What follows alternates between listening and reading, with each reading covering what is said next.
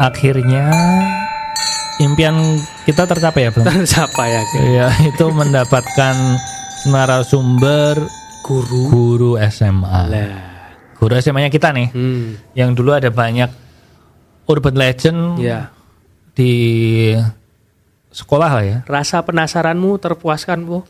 Aku nanti mau nanya, apakah ini benar, apakah itu benar, urban legend-nya apa aja, apa ada yang beririsan, karena emang banyak sih. Kalau kamu punya cerita horor di sekolahmu juga bisa cerita di komen di bawah. Atau ke DM ke Instagram kita @horor_s-nya 3. Bisa langsung komen juga. Tadi kayak tadi Popo. Cerita pakai DM juga bisa, nanti kita bacain. Ceritanya juga bisa. Horor. Kamu cerita horor sekolah favoritmu apa, Bang? Ya itu yang nembus tembok itu kalau aku. Oh ya, ini kan opening tuh ngomong. Kemarin aku ngomong, Bu. Oh iya. Jadi yang orang tua murid. Lah itu. Itu favoritmu apa kamu taunya itu toh? Itu favoritku karena aku taunya itu toh. Iya. Lah kalau kamu? Oke. Aku ini sih. Jubah merah. Wah, jubah merah. Nanti aku akan nanyain si jubah merah ini. Tanyain aja coba. Intinya perempuan jubah merah gitu. Ya udah, langsung aja sekarang ya kita dengerin ceritanya dari Army. Ya, selamat datang di Horor Desk. Saya Popo Kusen. Saya Sableng. Hari ini kita kedatangan tamu yang ternyata aku baru tahu kalau ini tuh adik angkat kita di SMA. Ya. Tadinya aku pikir cuman guru aja ya di alma mater kita. Saya nggak tanya-tanya kemarin sama Pram. Lah ya ini memang Sableng ini kadang kurang menggali narasumbernya. Risetnya kurang. Kamu kalau anggota tim pemenangan capres sudah dikeluarkan sudah tahun politik. Politik. Langsung aja, ini adalah Army. Silakan perkenalkan Army. Ya, saya Army, sekarang ngajar sebagai guru sejarah di SMA Kolese Loyola. Loyola. Ini toh. Oke nih. Loyola. Dari kapan? Sejak pandemi persis 2020 saya bergabung dengan Loyola. Oke. Jadi ini sebenarnya merupakan sedikit prestasi dari kita. Karena Horor Desk ini dari episode 1 sampai sekarang itu sebenarnya mencari-cari guru Loyola mana yang mau diajak ke sini untuk menceritakan cerita-cerita horor di Loyola. Betul. Tapi nggak ada yang mau. Akhirnya kemarin terbuka jalurnya. Saya kontak Mas Army ini, terus jadi bisa datang. Dia lebih mudah ngapain pakai Mas? Oh iya. Army ya. Bung Army. Jadi hari ini akan membawakan cerita horor di Loyola. Berapa cerita? Dua. Tadi katanya 3. Kalau nggak bisa divalidin gimana ya? Oke, jadi gini aja. Yang penting ngalami tuh. Gini aja. Ya. 2 yang bisa divalidin, terus yang 1 yang nggak bisa itu sekarang aja nih kita. Buat awal-awal berapa menit lah. Pemanasan dulu lah. Sebenarnya kan dulu kan kita ini kan di atasmu ya waktu masih SMA ya. Dan siapa tahu ada urban legend ya istilahnya, urban legend yang beririsan gitu sama angkatanmu, karena kan tiap tahun biasanya kan berubah, beda-beda nih topiknya. Betul, ya kan kayak masalahnya gedungnya beda juga.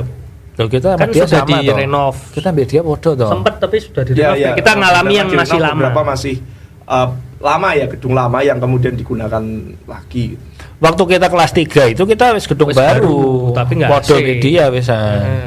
Tapi nggak AC, kamu udah AC 2010. 2000 masuk 2007 yang AC hanya yang di gedung baru ya.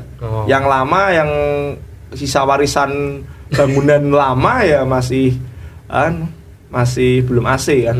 Iya betul. Masih pakai papan tulis warna hitam. Oke. Ya. Langsung aja. Aku akan memberikan pertanyaan. Pertama, urban legend pertama adalah orang tua murid. Jadi orang tua murid itu mereka datang ke pertemuan orang tua murid, terus karena dia baru pertama kali ke Loyola, ya sebenarnya tidak mungkin ya pertama kali ke Loyola. Ya, mungkin aja. Loh, waktu nego-nego mau masuk, masa orang lu Tapi Loyola? Kan cuma di satu ruangan. Oh iya. Jadi dia katanya nyasar, nggak tahu toiletnya di mana. Terus dia lihat ada orang tua murid yang berjalan, dia pikir orang tua murid ini pasti mau ke toilet juga. Dia ngikutin nih orang tua muridnya ini, terus tiba-tiba nembus tembok. Nah, orang tua muridnya pernah dengar? Pernah, tapi ya cerita selentingan dari siswa ya. Jadi sama siswa waktu masih sekolah ya pernah. Tetapi ya hanya sekedar sambil lalu gitu. Ya, ada yang nuntun gitu ya, ada nuntun di salah satu gedungnya di sekolah. Itu kemudian orang tua murid kabarnya langsung nembus ke salah satu dinding. Dan itu dindingnya gelap, memang tidak tersinari oleh lampu gitu ya. Ya cahaya nggak ada yang lewat situ gitu.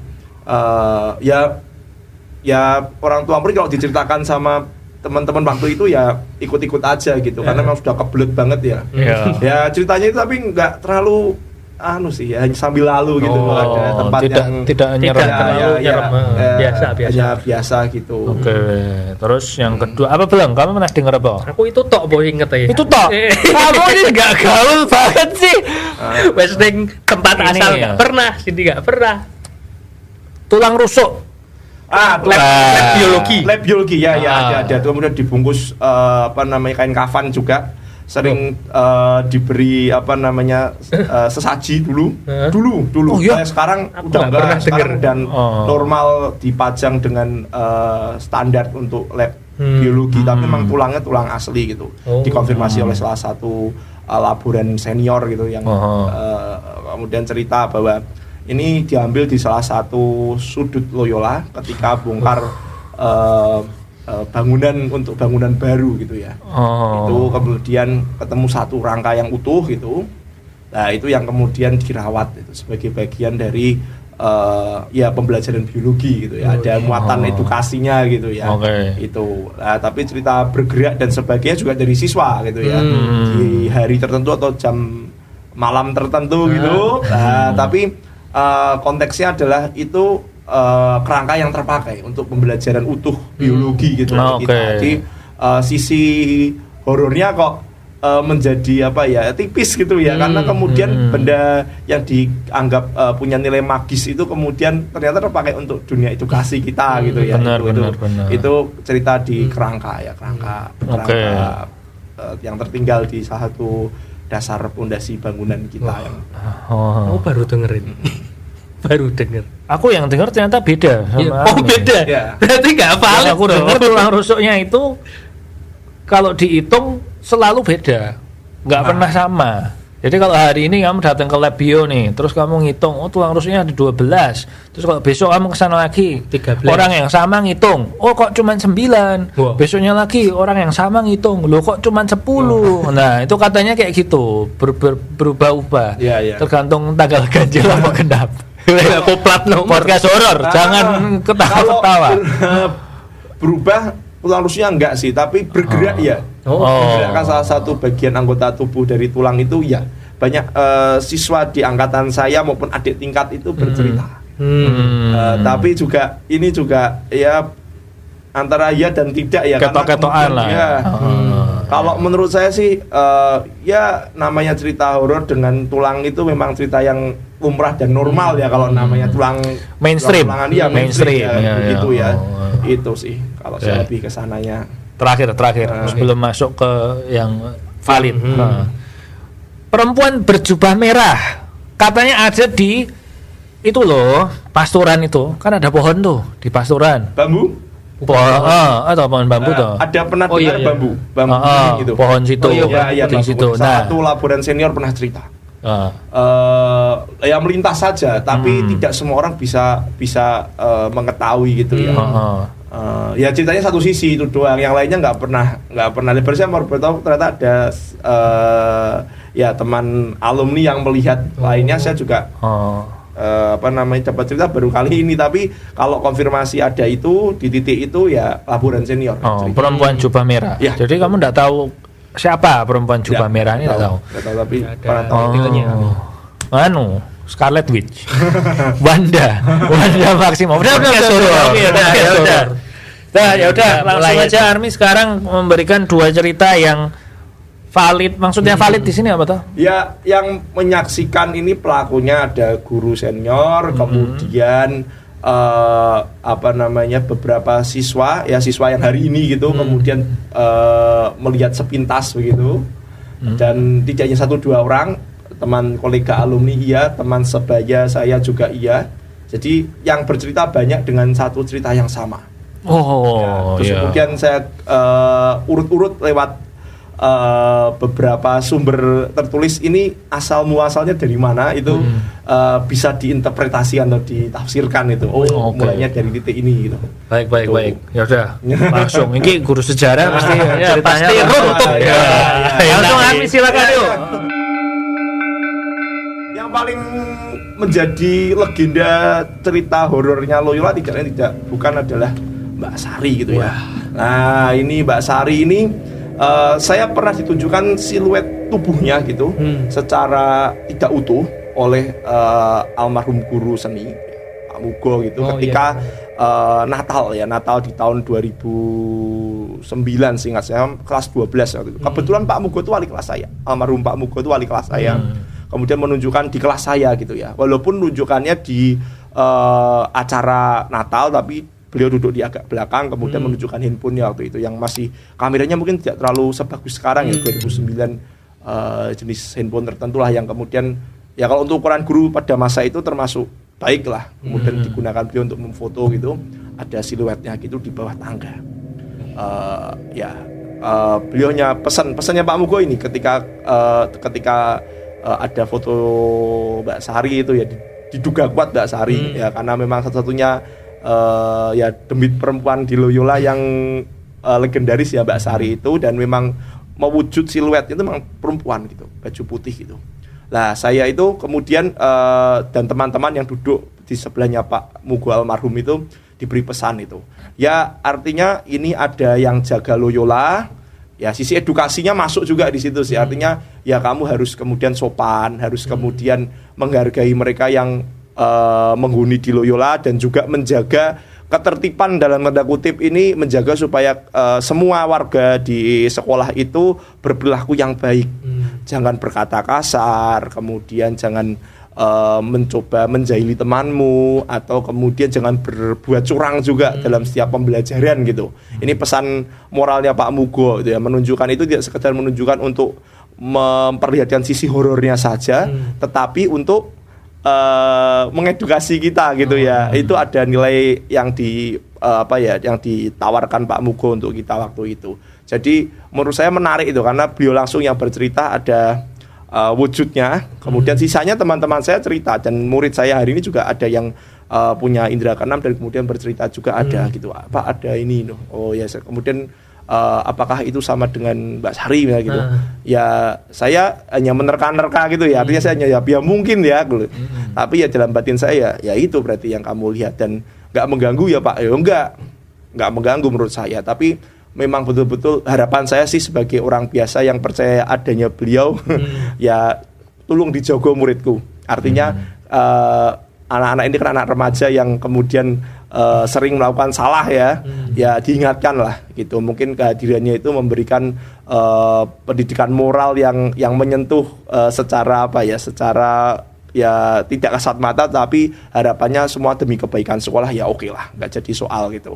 Ya minta tolong gitu ya intinya ya. Saya secara pribadi kalau kemudian siswa bercerita gitu ya sudah aja batin ya nyun tulung ya Mbak Sari ya jadi diganggu muridku, saya dalam batin kecil saya seperti itu. Itu temuan langsung ya, artinya yang kemudian dari almarhum Pak Mugo, kemudian para siswa teman-teman sebaya saya juga cerita bisa ada yang punya indera keenam itu merasakan gitu, feel-nya ada seseorang perempuan di sudut sana gitu ya, di titik bawah tangga di salah satu gedung kami gitu.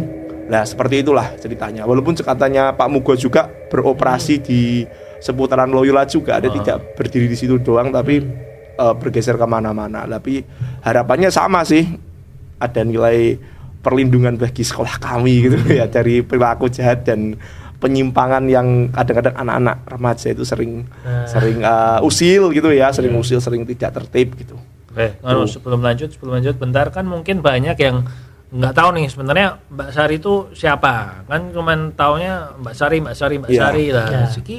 Apa? Saya sempat mencoba mencari sumber arsip gitu, karena kebetulan sebelum jadi guru saya wartawan gitu, wartawan juga arsiparis gitu, salah satu media massa nasional gitu.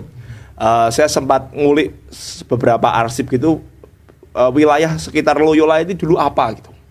Saya urutkan toponimiknya gitu. Toponimik itu nama khusus suatu tempat atau daerah, berdasarkan sejarah, bisa berdasarkan peristiwa penting sejarah yang pernah terjadi, atau berdasarkan kedekatan dengan hewan kah atau tumbuhan, atau dengan peristiwa-peristiwa khusus gitu ya.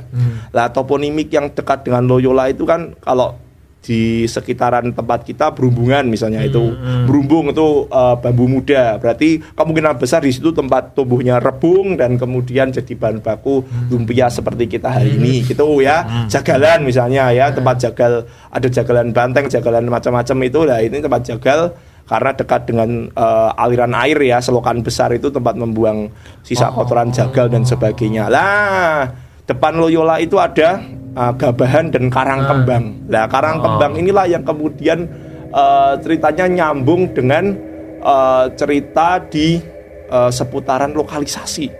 Ya, mas sekalian, lokalisasi Karangkembang itu lokalisasi sejak zaman kalau saya sempat merunut itu zaman kolonial Belanda sudah ada, tapi sifatnya itu ilegal ya. Jadi rumah yang kemudian ditempati bedeng-bedeng gitu sepanjang wilayah seputar itu, termasuk wilayah toponimik Karangsaru.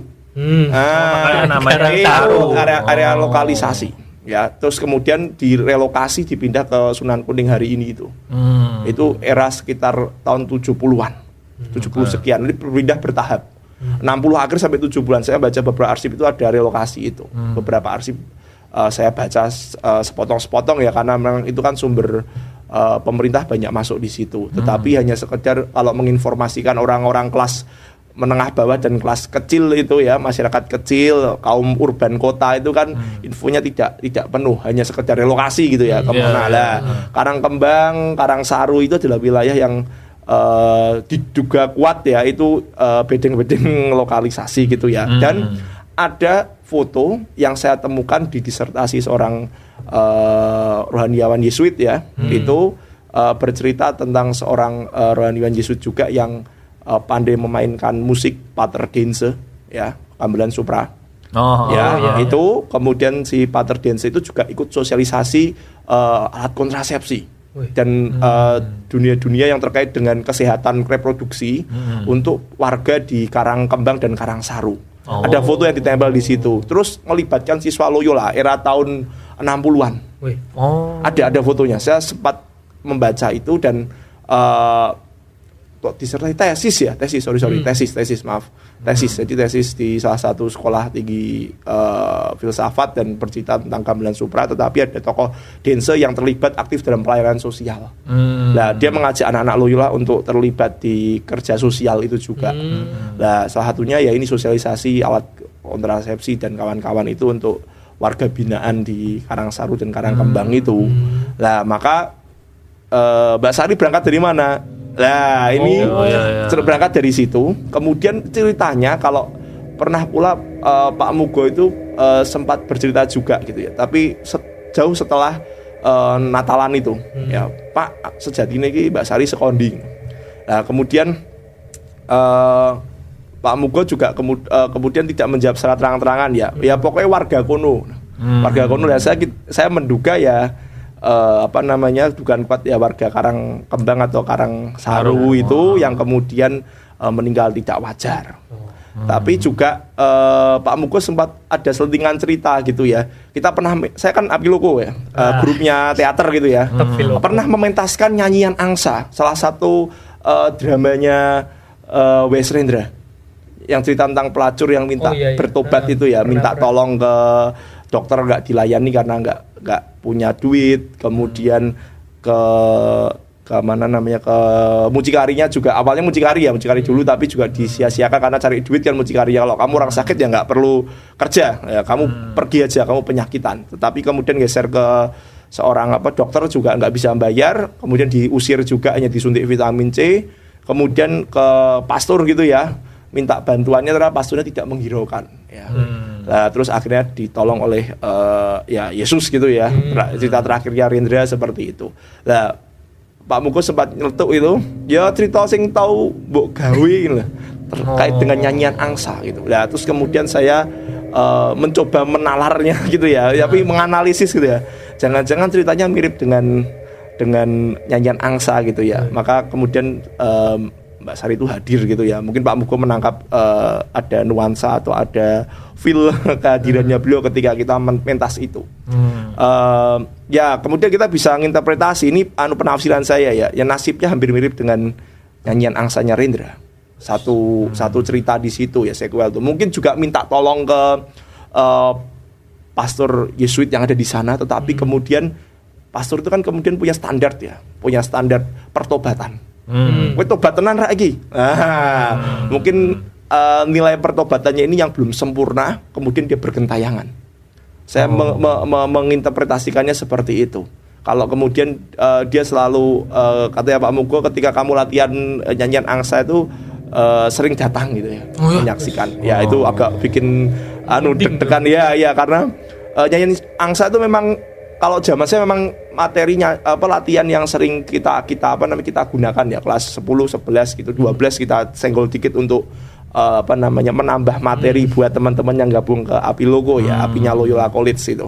Nah, nyanyian angsa itulah yang kemudian saya tafsirkan bahwa jangan-jangan ini ceritanya mirip dengan nasibnya Mbak Sari ketika dia meninggal gitu ya. Atau menuju ajal kemudian dia minta bantuan ya pastor gitu, tapi mungkin sudah keburu mati atau arwahnya gentayangan gitu minta doa minta apa, tapi si pastor itu tidak dengan serta-merta mendoakan dan tidak menuntaskan itu gitu. Tetapi sisi positifnya ya pesannya Pak Mugo di awal tadi ya, ini ya tolong dijogo anak-anakku gitu ya, walaupun tidak selesai dalam konteks hidup duniawimu, tetapi tolong selama kamu di alam baka dan di alam yang bersilangan dengan kami ini, kamu juga membantu sekolah kami untuk menjaga anak-anak gitu ya, supaya kemudian sama-sama kita saling menguatkan gitu ya. Itu cerita Mbak Sari yang kemudian bisa saya runut gitu ya dari penjelasan Pak Mugo, kemudian dari literasi yang kita jalani sebagai siswa Loyola ya, saya kira itu sih Mbak Sarinya di titik itu. Bisa mungkin ketersambungannya bisa untuk dimaknai apa gitu, tapi ini yang bisa saya runut. Detail banget ini Bu. Sudah jelas kan? jelas. Tapi kan itu tadi baru fotonya yang difoto sama Pak Mugo terus ditunjukin ke teman-teman. Ya. Nah, ada saksi lain yang lihat nggak? Saksi lain tadi tuh. Tadi beberapa teman saya yang punya six sense itu ya. Oh iya, karyawan juga ya. Karyawan ada juga. Warga luar ya kalau warga luar itu ceritanya ya hanya sepintas potong aja, mbak liwat lambi putih. Ada beberapa yang warga asli sana ya, yang sering waktu saya KKL atau saya jadi siswa itu berjumpa, dia ambil pasar murah dan sebagainya gitu. Lah ya ketemu lagi masih jadi tukang beca, kemudian warga yang tinggal di sana gitu-gitu sering cerita itu juga sih. Artinya ketemu si ono Mbak Sari ini lho Mas ngono ki. Si iling ra ngono ki. Ya itu hanya sekedar basa-basi ya menurut saya ya. Tapi dari guru, dari teman-teman saya ya sudah bisa terkonfirmasi secara valid bahwa itu ada gitu ya. Ya itu. Fotonya pas Pak Mugo nunjukin tuh angle-nya kayak gimana Bu? Masih ingat? Angle-nya pokoknya itu mau naik ke tangga. Mau naik ke tangga posisinya, putihnya itu terlihat siluet gitu, perempuan lah. Dari belakang. Ya. Jelas tapi ya. Ya nggak jelas amat, tapi itu perempuan putih. Naik tangga juga ya? Ya, naik tangga. Mebur. Ya mungkin nggak ngambah tanah. Ya naik tangga. Tapi si Mbak Sari ini memang nggak ganggu ya, jadi cuman menampakkan aja. Ya nggak ganggunya menampakkan dan juga jarang ya. Kebanyakan yang saya temui dan bercerita itu kan orang-orang yang punya indera keenam ya, yang bisa merasakan, yang bisa bicara itu. Kalau yang enggak ya enggak. Hanya sekedar cari-cari yang model anak-anak remaja gitu, malam-malam gelap-gelap pakai senter ya, uji nyali lah, uka-uka gitu ya. Tapi nggak pernah ketemu sih kalau itu. Itu yang menjadi legendanya Loyola ya Mbak Sari. Tapi nggak ganggu sih, nggak. Tapi pesannya Pak Mugo menarik juga ya, diminta untuk menjaga, sama-sama menjaga. Ya, Mbak Sari, dinilai 7 nilainya. Oh iya, tadi API Logo itu apinya Loyola College itu organisasi hobi yang drama ya. Ya, teater, ya. Teater, seni teater. Gampangannya organisasi hobi itu kayak ekstra tapi enggak dinilai. Ya, hanya dicari keswadayaan dan kemurahan hati ya, pengembangan diri. Ya. Oh, kamu apa Bian? Aku apa ya? DLC gitu. Oh, sekarang ekstra. Oh, sekarang ekstra kurikuler itu. Oh, ekstra. Tapi nggak pernah hadir aku. Cuma nulis. Iya. Oke, cerita yang kedua. Oke, kedua. Langsung. Dua ini ceritanya waktu bulan Mei 2022. Saya panitia wisuda. Saya menemani teman-teman band untuk jadi penampil di malam keakraban. Di malam keakraban itu karena habis pandemi, jadi siswa angkatan itu yang lulus tahun 2022 itu menjadikan acara wisuda formal bersamaan dengan malam keakraban. Jadi lanjut. Selesai jam 7, jam 8 malam keakraban, selesai jam 10. Itu di hari Sabtu acaranya itu. Lah, Jumat malamnya ini yang jadi Jumat malam. Iya. Sebelumnya. Iya. Malam Sabtu. Iya, malam Sabtu. Sebentar ingat dulu. Malam Sabtu. Ya, malam Sabtu. Ya, betul. Itu masang semacam apa ya namanya ya? Background untuk foto-foto. Backdrop. Enggak, ya semacam itu, tapi ada dekorasinya. Jadi dekorasi ada banyak titik supaya memecah foto wisudawan sama spot keluarganya kalian spot foto, betul sekali. Nah, ada satu agensi bikin spot foto itu, ada jumlahnya 5 titiknya di kantin kita yang lama di belakang itu. Lah itu kantin lama ki bukannya di depan, beda generasi. Generasi. Belakang saya sampai sekitar jam 11 malam. Siswa saya temenin di ruang bandnya agak ke depan kan. Tak minta segera beres-beres karena sudah larut malam, harusnya nggak sampai jam 11, tapi ya karena ya insidental mau mentas ya nggak mungkin kita batasi ya. Pokoknya selesai gitu. Sebenarnya di tempat pusatnya di aula di belakang, di gedung di aula di belakang itu ya, itu ada orang banyak karena nyusun macam-macam.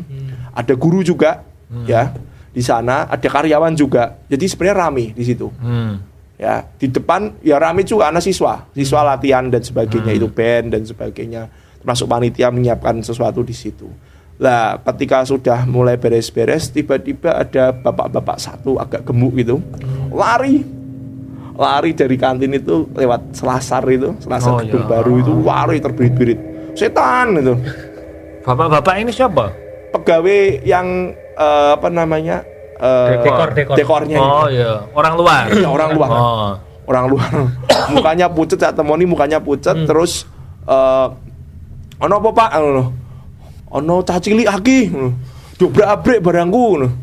Terus Mas aku wedi, aku tak metu sik. Lah keluar, terus saya iki bapaknya halu ini, saya pikir gitu awalnya.